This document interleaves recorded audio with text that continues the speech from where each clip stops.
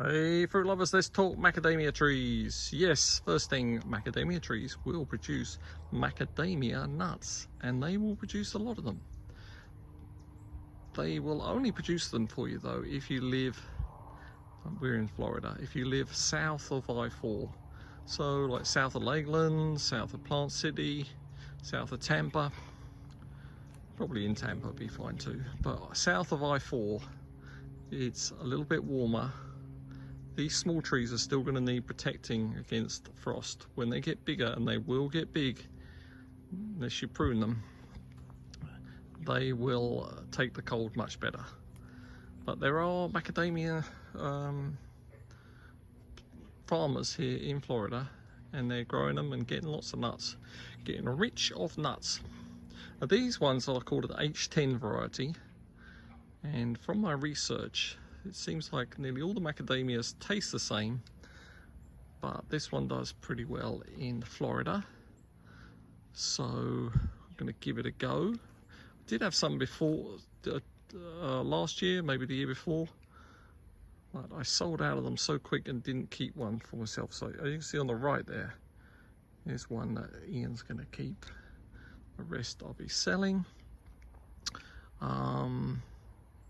Care of these plants, yes, I already said don't let them get too cold, don't let them get too dry. So when they're dry in the drier months, like the winter months, give them some water.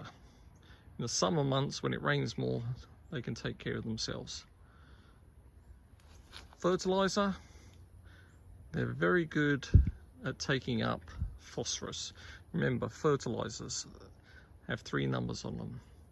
They relate to NPK, nitrogen, phosphorus and potassium.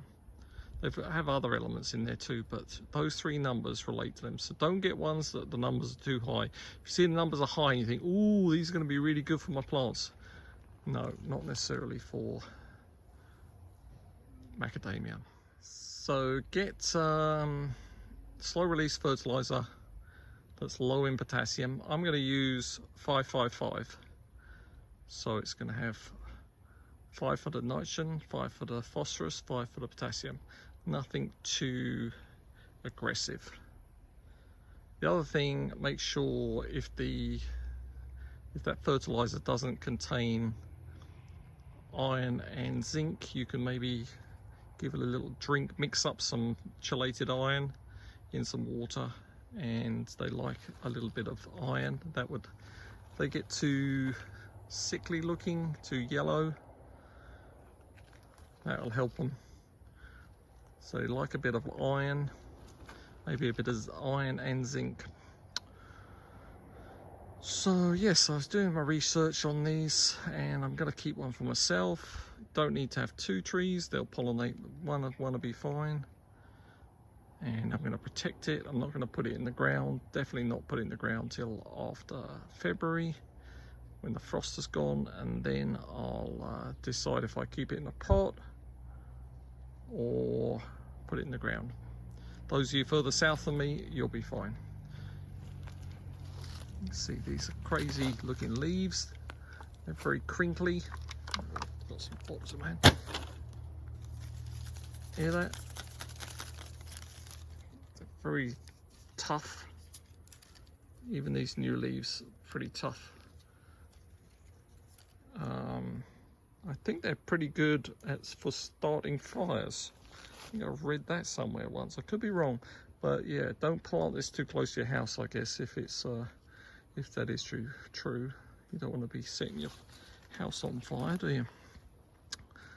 Well, if a tree's on fire, you're probably in trouble anyway. But so yeah, interesting plants. They got these spiky sort of leaves.